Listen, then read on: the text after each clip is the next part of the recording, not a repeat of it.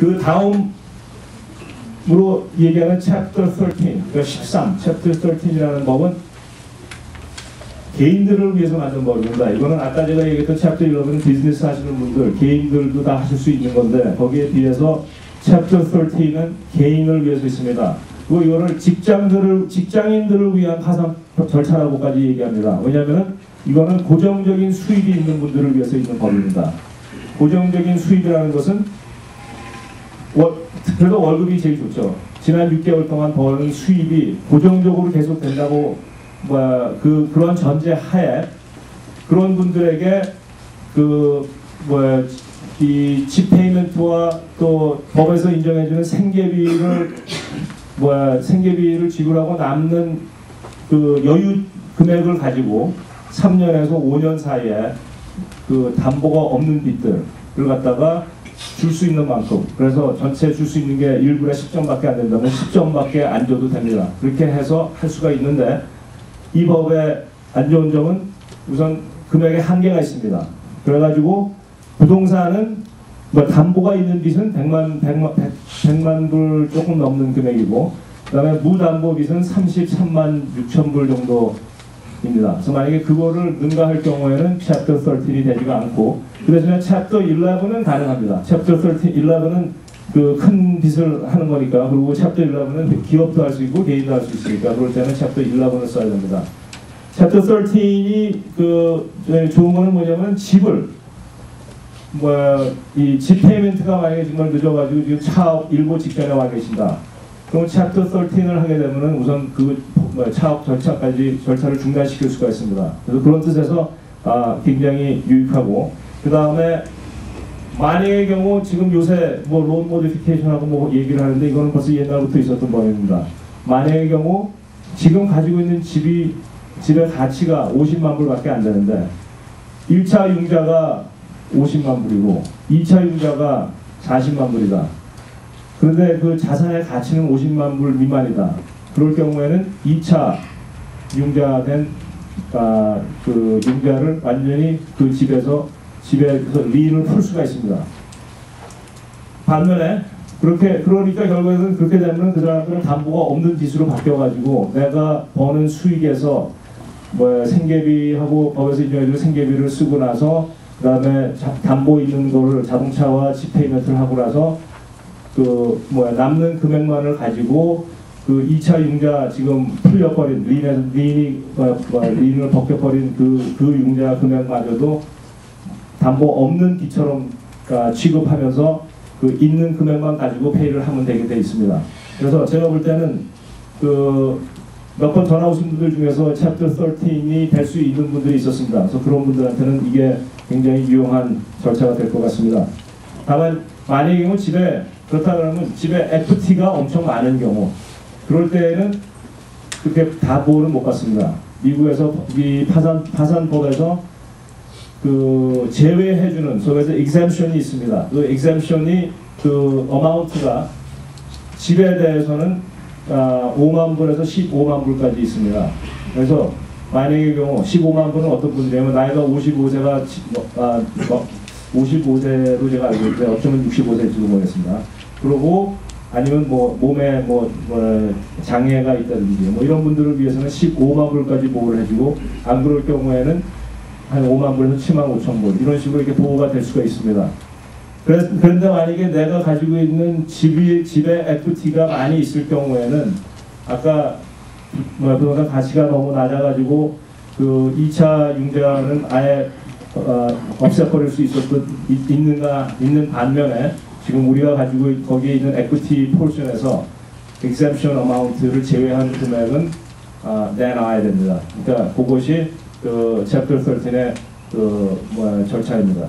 그럼 대충 이 두 가지를 설명을 해드리고, 그 다음에 제일 중요한, 그리고 우리한테 제일 적용할 수 있는 Chapter 7 bankruptcy에 대해서 설명을 해드리겠습니다.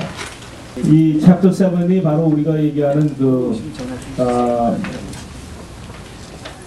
내가 가지고 있는 모든 자산을 법원에다 넘기고 그거를 팔아서 처분해서 그 채권자들에게 나눠주고, 그리고 파산을 하신 채무자는 그 다음부터는 거기 그 빚에 대해서 책임이 없는, 이게 챕터 7 뱅크러시입니다. 근데 이제 어떤 빚들은 탕감이 안 됩니다.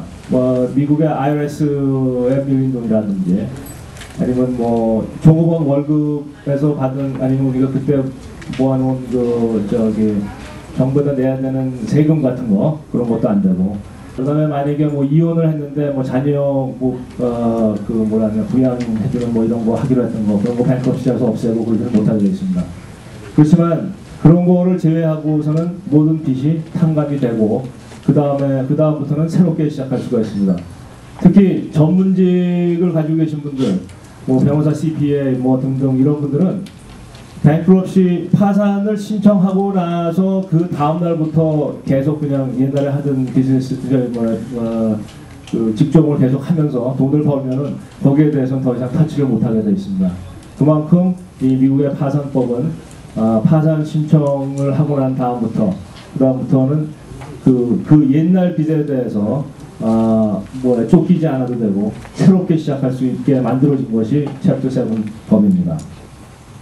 그렇다고 하면 사람들이 잘못된 생각이 사람들이 그래요. 파산을 하면은 집도 다 뺏기고 차도 다 뺏기고 뭐 이렇게 되면은 앞으로 이제 어떻게 살 것이며, 크레딧 없이 여기서 어떻게 앞으로 사냐 뭐 이러면서 파산이라는 걸 하게 되면은 완전히 완전 거짓이 돼서 그렇게 되는 걸로 생각하고 있습니다. 그렇지 않습니다. 제가 아까도 잠깐 말씀드렸지만, 집은 홈스테드라고 해가지고 집에 대해서만큼 집에 있는 에퀴티를 15만 불까지 보호를 할 수가 있게 되어 있습니다. 그다음에 자동차에 대해서는 1,900불 에퀴티예요. 요새도 차를 택시를 사시는 분들이 있는지 모르지만 리스하고 하신 분들한테 전혀 문제가 안 됩니다. 왜냐? 뱅크럽시 파산을 하면서도 내가 앞으로 계속 페이하고 싶은 빚에 대해서만큼은 reaffirmation이라고 합니다. 내가 파산을 하고서도 계속 갚겠다 할 경우에 파산에서 제외가 됩니다. 그렇기 때문에 자동차라든지 이런 걸 아직 페이먼트를 하고 있는 게 있다든지 할 경우 그렇게 해서 내가 파산을 하지만 이것만큼은 내가 파산 이후에도 계속 갚겠다고 하는 reaffirmation, 그러니까 재확인 계약을 통해서 계속 그거를 킵할 수가 있습니다.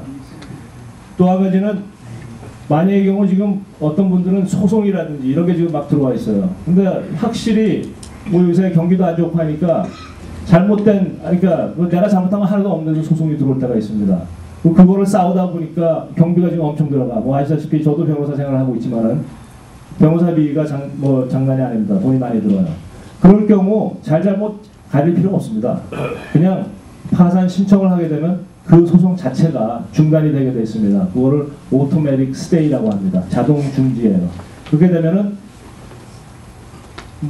이 소송 자체도 중단되고, 만약에 그 사람들이 소송을 해서 법정에 가서 자기네들 파산 법원에서 어떻게 하고 싶다 그런다면 파산 법원에 와서 하라 이거예요.